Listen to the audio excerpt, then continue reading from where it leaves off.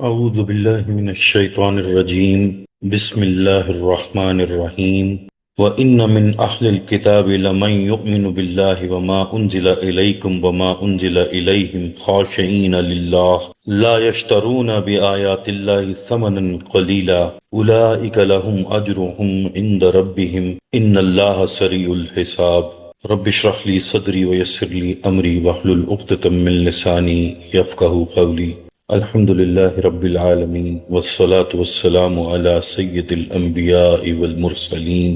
عزیزان گرامی، اللہ کا بہت کرم ہے کہ اس کی دی ہوئی توفیق سے آج انشاءاللہ ہم سورہ آل عمران کی تکمیل کی جانب جا رہے ہیں اور اس کے آخری دو آیات کا مطالعہ کریں گے۔ آیت نمبر 199 میں فرمایا وَإِنَّ مِنْ أَهْلِ الْكِتَابِ لَمَنْ يُؤْمِنُ بِاللَّهِ، اور بے شک اہل کتاب میں وہ بھی ہیں جو ایمان رکھتے ہیں اللہ پر، وَمَا أُنزِلَ إِلَيْكُمْ وَمَا أُنزِلَ إِلَيْهِمْ، اور اس پر بھی ایمان رکھتے ہیں جو تم پر نازل کیا گیا اور اس پر بھی جو ان کی طرف نازل کیا گیا، خاشعین للہ، اللہ سے ڈرتے رہتے ہیں، ان کے دلوں میں اللہ کا خوف ہے، وہ عاجزی اور تواضع اختیار کرتے ہیں۔ لا یشترون بآیات اللہ ثمنا قلیلا، وہ اللہ کی آیات کو حقیر سی قیمت پر فروخت نہیں کرتے۔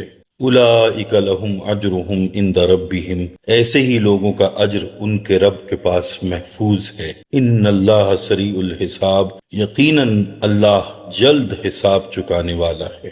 اہل کتاب میں سے کچھ لوگ ایسے ہیں جو اللہ پر ایمان رکھتے ہیں اور اس کتاب پر ایمان رکھتے ہیں جو اللہ نے آپ پر نازل فرمائی ہے، یعنی قرآن مجید، اور اس پر بھی ایمان رکھتے ہیں جو ان پر نازل ہوئی تھی، یعنی توریت اور انجیل۔ یہ اللہ کے حضور خشوع کرنے والے، پستی اور عاجزی اختیار کرنے والے ہیں۔ یہاں ان اہل کتاب کا ذکر ہو رہا ہے جو اپنی کتاب توریت اور انجیل پر ایمان رکھتے تھے، اور جب انہیں حضور اکرم صلی اللہ علیہ وسلم کی صحبت نصیب ہوئی تو وہ اسلام سے بھی مشرف ہوئے اور انہوں نے اسلام قبول کیا اور قرآن پر بھی ایمان لے آئے۔ حضور اکرم صلی اللہ علیہ وسلم نے ارشاد فرمایا ان کے لیے دوہرا اجر ہے، ایک اپنے پہلے نبی پر ایمان لانے کا اور دوسرا مجھ پر ایمان لانے کا۔ ان کا کمال یہ ہے کہ یہ اللہ کی آیات کو تھوڑی قیمت کے بدلے نہ بیچتے ہیں نہ خریدتے ہیں۔ اب آخری آیت بہت جامع ہے۔ یا ایھا الذین آمنوا اصبروا وصابروا، اے اہل ایمان صبر کرو اور صبر میں اپنے دشمنوں سے بڑھ جاؤ۔ ایک تو ہے صبر کرنا، ثابت قدم رہنا، اور ایک ہے مصابرت، یعنی صبر و استقامت میں دشمن سے بڑھ جانا۔ ایک صبر وہ بھی تو کر رہے ہیں، تمہیں آج دھچکا لگا ہے تو انہیں 1 سال پہلے ایسا ہی دھچکا لگا تھا اور ان کے 70 مارے گئے تھے۔ وہ 1 سال کے اندر پھر چڑھائی کر کے آ گئے تو تم اپنا دل غمگین کر کے کیوں بیٹھے ہوئے ہو؟ غزوہ احد کا پس منظر یاد رہے۔ تمہیں تو ان سے بڑھ کر صبر کرنا ہے، ان سے بڑھ کر قربانیاں دینی ہیں، تبھی تم حقیقت میں اللہ کے وفادار ثابت ہوگے۔ وَرَابِطُوا، اور مربوط رہو۔ مرابطہ پہرے کو بھی کہتے ہیں اور نظم و ضبط یعنی ڈسپلن کی پابندی کرتے ہوئے باہم جڑے رہنے کو بھی کہتے ہیں۔ غزوہ احد میں شکست کا سبب نظم، ڈسپلن کا ڈھیلا پن اور سمع و اطاعت میں کمی تھی، لہذا یہاں صبر و مصابرت کے ساتھ ساتھ نظم کی پابندی اور باہم مربوط رہنے کی تاکید فرمائی گئی ہے۔ وَاتَّقُوا اللَّهَ لَعَلَّكُمْ تُفْلِحُونَ، اور اللہ کا تقوی اختیار کیے رکھو تاکہ تم فلاح پا جاؤ۔ یہ آخری اور اہم ترین چیز ہے، یہ سب کچھ کرو گے تو فلاح ملے گی، ایسے ہی گھر بیٹھے تم فوز و فلاح سے ہمکنار نہیں ہو سکو گے۔ سورہ آل عمران کی آخری آیت میں ایک منصوبہ دیا گیا ہے اور اس منصوبے میں مومنین کے لیے 5 نکاتی پروگرام موجود ہے۔ فرمایا اے اہل ایمان، پہلی بات تو خود ایمان ہو گئی، پھر فرمایا ثابت قدم رہو۔ صبر کے معنی کسی چیز کو روکنے اور باندھنے کے ہیں۔ بہت سے مقامات ایسے ہوتے ہیں جہاں انسان اپنے آپ کو روک نہیں سکتا، اپنے آپ کو باندھ نہیں سکتا۔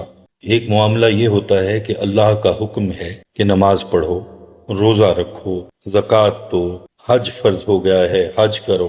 اب ان کاموں میں مشقت اور تکلیفیں ہیں، ان تکلیفوں کو برداشت کر کے اللہ کی اطاعت میں ڈٹ جانا صبر ہے، اسے صبر علی الطاعہ کہتے ہیں۔ اور ایک یہ ہے کہ موقع ہے، جی چاہ رہا ہے، شہوت غلبہ کر رہی ہے، دل گناہ پر آمادہ ہو گیا تو اب یہاں اللہ سے ڈرتے ہوئے اپنے آپ کو روک لینا اور باندھ لینا صبر عن المعاصی ہے۔ ایک صورت یہ ہے کہ اللہ کا کام کرتے ہوئے مشکل پیش آ رہی ہے، لوگ راستہ روک رہے ہیں اور کانٹے بچھا رہے ہیں، مار پیٹ کر رہے ہیں، پروپیگنڈا کر رہے ہیں اور قتل کرنے کو تیار ہیں، پھر بھی اللہ کے راستے میں انسان نکل کھڑا ہو اور واپس نہ ہو اور آگے بڑھتا چلا جائے، تو یہ صبر عن المصائب ہے کہ اب آگے ہی بڑھنا ہے اور پیچھے نہیں جانا ہے۔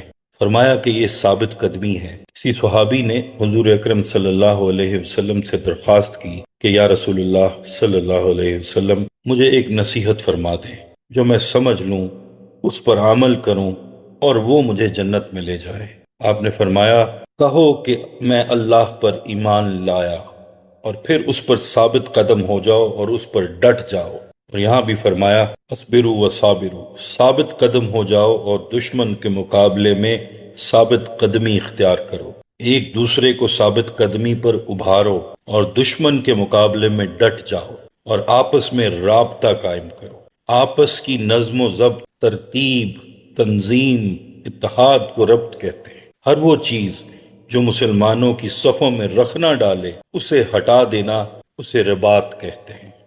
فرمایا، رباط الیومی خیر من الدنیا وما فیہا، ایک دن ربط کی کیفیت میں رہنا دنیا اور اس میں جو کچھ ہے اس سے بہتر ہے۔ اور یہاں ان لوگوں کو متنبہ ہونا چاہیے کہ جن کی پہچان ہی کوئی نہ کوئی فرقہ ہے، وہ لوگ رباط اور مرابطہ کی ضد ہیں۔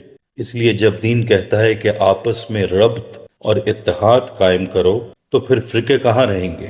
اور جن لوگوں نے دین کو قائم کرنا ہوتا ہے، وہ رباط قائم کرتے ہیں، وہ تمام چھوٹے موٹے اختلافات کو نظر انداز کر دیتے ہیں۔ اس لیے مرابطہ یعنی آپس کا اتحاد بہت ضروری ہے۔ رباط سے مراد رباط الخیل بھی ہے کہ اتنے گھوڑے اور اسلحہ جمع کر رکھیں اور سرحدوں کی حفاظت کریں، ایک چوکی کے ساتھ دوسری چوکی، اس طرح پوری سرحد پر قریب قریب فاصلے پر چوکیاں قائم کر دینے کو بھی رباط کہتے ہیں۔ رباط ان معنوں میں بھی آتا ہے کہ نمازوں کی اس طرح سے حفاظت کی جائے کہ ایک نماز پڑھنے کے بعد آدمی دوسری نماز کے انتظار میں رہے، یہ روحانی رباط ہے۔ فرمایا، آپس میں رابطہ قائم کرو اور جڑ جاؤ۔ اس آیت کو پڑھنے کے بعد 56 سے زیادہ مسلمان ملک دنیا میں ہوں اور ان کی کوئی اقوام متحدہ نہ ہو، ان کا کوئی اپنا بینک نہ ہو، ان کی کوئی اپنی کرنسی نہ ہو، ان کی اپنی کوئی مشترکہ منڈی، کوئی کامن مارکیٹ نہ ہو، اپنا کوئی پریس میڈیا نہ ہو، اپنا کوئی الیکٹرانک میڈیا نہ ہو، ان کی کوئی اپنی بین الاقوامی عدالت نہ ہو، ان کی اپنی کوئی درآمد اور برآمد کی پالیسی نہ ہو، ان کا اپنا کوئی مشترکہ دفاع نہ ہو، تو یہ آیت کی کھلی کھلی خلاف ورزی ہوگی۔ فرمایا، واتقوا اللہ، یہ سارے کام کرتے ہوئے اللہ کا تقوی اختیار کر رکھو، کہیں کوئی ذاتی مفاد نہ آنے پائے، اللہ کا تقوی اختیار کیے رکھو، امید ہے کہ تم کامیاب ہو جاؤ گے۔ یہاں اللہ کی دی ہوئی توفیق سے تکمیل ہوتی ہے سورہ آل عمران کی۔ اگلی نشست سے انشاءاللہ ہم سورہ النساء کے تعارف اور پس منظر کے بعد اس کی آیات کی تشریح کا آغاز کریں گے۔ بارک اللہ لی ولکم فی القرآن العظیم ونفعنی وإیاکم بالآیات والذکر الحکیم۔